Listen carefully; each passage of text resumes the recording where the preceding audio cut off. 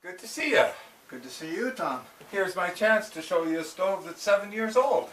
7 years Well, we're in Guatemala, in Quetzaltenango, the departamento, and this is Cantel, Pachuc, Chiparron. Wow. Yeah.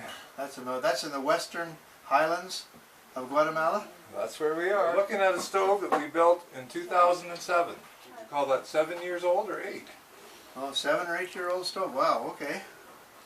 So I want to show you some of the stronger points that we've made improvements with over the 17 years we've been building these stoves. We started out with a 3-inch chimney. We've progressed to a 5-inch chimney of 26 gauge steel, heavier steel. You can see this chimney's had 7 years of use, and it's still in one piece. Well, why did you go to the larger chimney? Better draft, stove burns more efficiently, and the stovepipe lasts longer. Okay. Another change we made is we now use an extruded clay tile. The Guatemalans call it a mega, a clay chimney flue here, that is mortared into the stove. The worst burnout is always closest to the stove, so this gives the pipe some protection.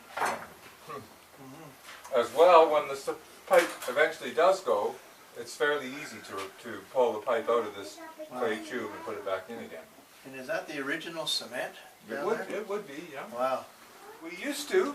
As you look at our 2001 video, it shows us cutting a piece of roofing steel and rebar.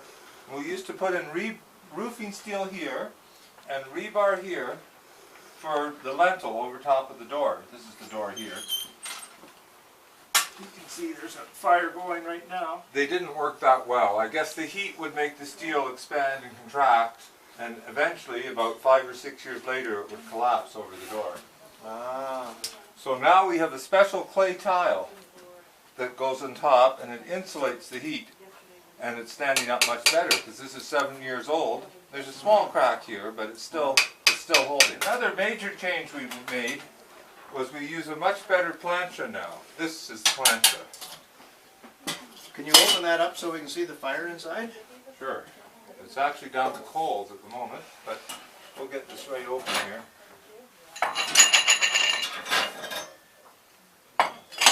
This is what they call the gancho. Gancho.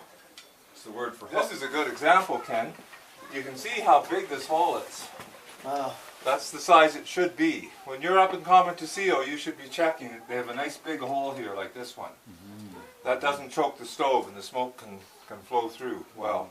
You see how it slopes up at the back? The idea is you get your water to a boil at the front in the big opening, and then it takes much less energy to keep water boiling at the back. So once your pot's already boiling, you move it to the back. Okay. Look at these bricks. 7 years later, everything's still good. Well, yeah. Very good. All this food was cooking just an hour. We're here with 19 volunteers, and we're building another 50 stoves here in this village 7 years later. 19 volunteers are going to build 50 stoves. Wow. Well, the volunteers will build about 25 of them. Oh, okay. The local masons will finish off the other 25. How long does it take a volunteer to build a stove?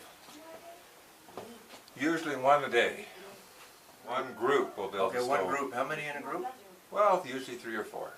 Okay, plus a mason. Plus a local mason, yeah. And how about the masons? When the masons themselves build the stoves, how long do they take? They build them in about 4 hours. Wow. With a helper. So when we help them, we slow them down. Well, we're learning. But it's wonderful for people who are considering coming over here. It's a wonderful experience to actually see the way people live, to meet with them, to talk to them about their families. A little bit of Spanish helps. To see the animals, to see the fields, to see the beautiful scenery here. You really understand a lot more about Guatemala.